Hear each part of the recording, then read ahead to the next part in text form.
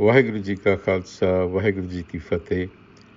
Welcome to another segment of Coach Gurbani's a-sabad-a-day. Our recitation continues from a-sabad-a-day. The recitation for today. Karam Kartut Bel Bisthari, Ram Naam Phal Hua, Tis Roop na Rekh Anahad Vajay, Sabd Niranjan Kiya.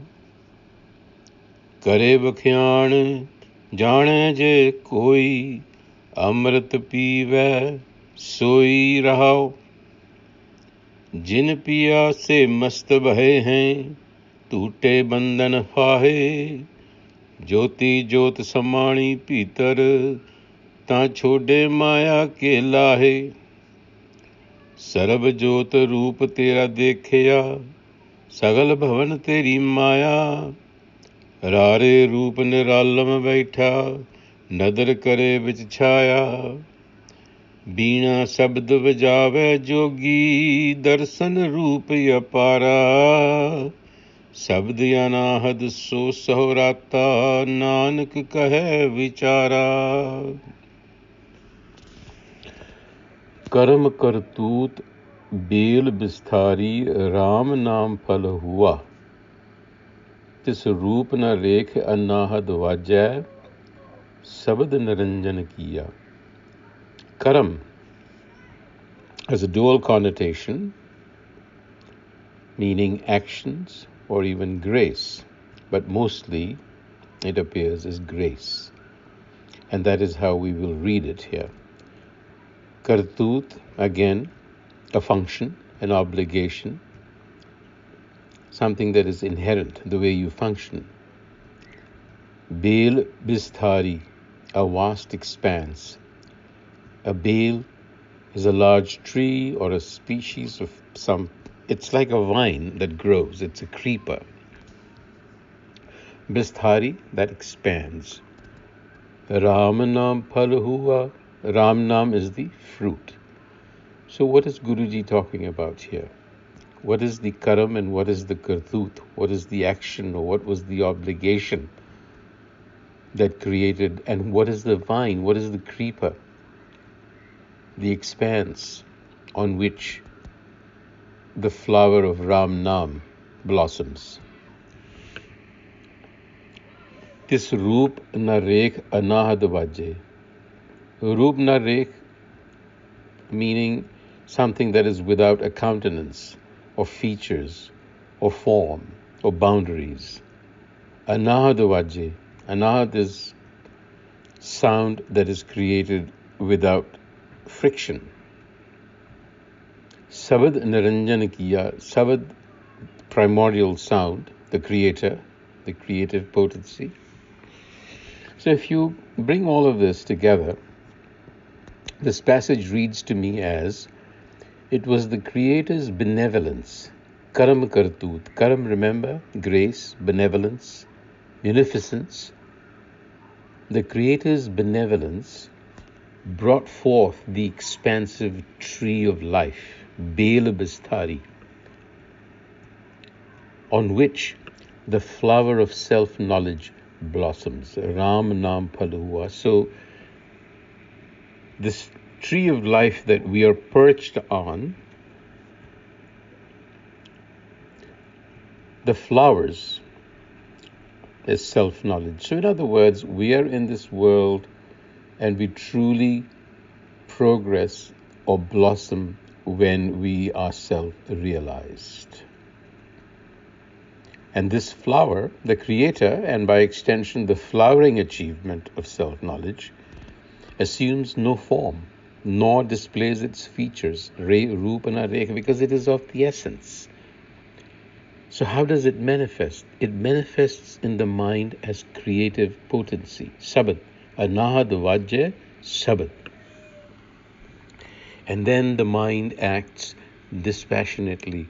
Niranjan kiya. Niranjan, one that is not touched by matter or immaculate. Here, it is an application to the mind that is not acting in egoic ways anymore. So in life, the flowering achievement is self-realization. करे वख्यान जाने जे कोई अमृत पीवे सोई रहाओ. Kare vakhyan, to elaborate on a subject, to speak of the essence of truth. Amrit, the nectar of immortality, self-knowledge. So the Guru says, Kare vakhyan, one can expound only if one understands or knows. Jane je koi. Makes sense. And he goes on to say, Amrita pive soi. So consider such a person who has understood and knows what? What we just talked about. That person, consider that person as having drunk the ambrosia of immortality. Amrit pive soi. So drinking the ambrosia of immortality, Amrit pive, recurs repeatedly, very frequently in Gurbani. And we should keep in mind that this obviously is not a physical act of drinking something, but it pertains to self-realization, which again is an understanding. And the realization is this, that the knowledge, the essence of the universe, the immaculate sabad, resonates in me as an individual. This is the knowledge, this is the realization that we must arrive at. Not only does it resonate in me, reverberate in me, it's the sound of creative potency, but it does so in every particle of the universe.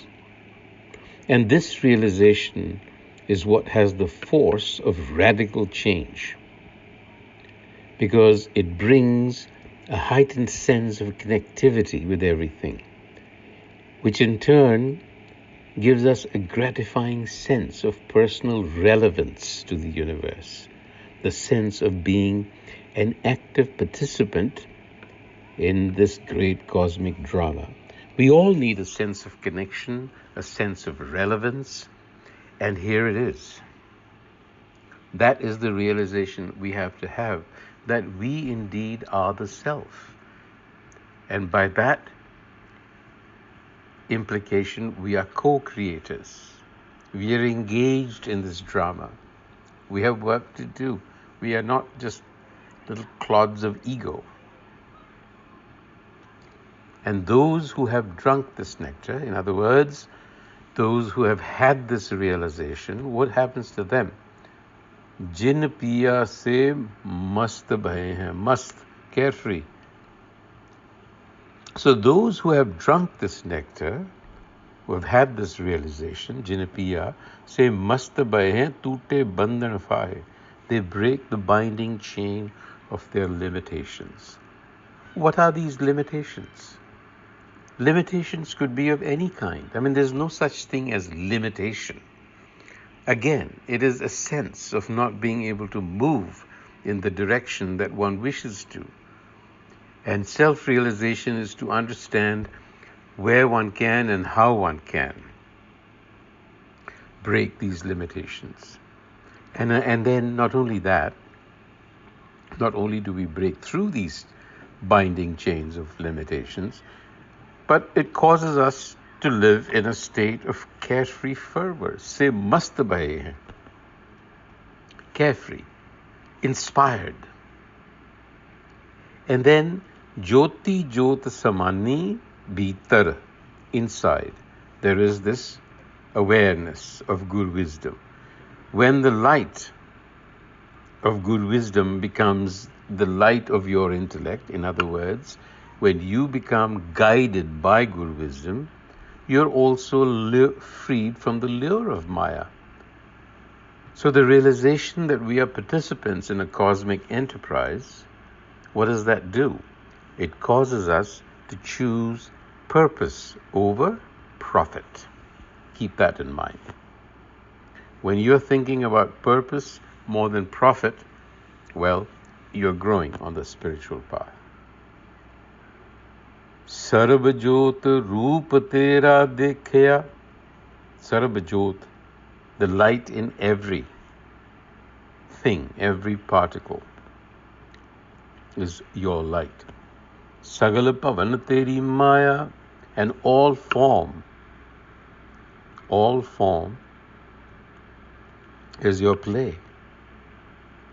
Rare roop niralam baitha, rare roop niralam baitha. Amidst the tumult of the ups and downs and change of existence, the Guru says the Creator sits without entanglement, niralam baitha, and casts a graceful eye upon its own creation. Nadar kare vich shaya, shaya, a shadow, which refers to the world of Maya, the world we live in.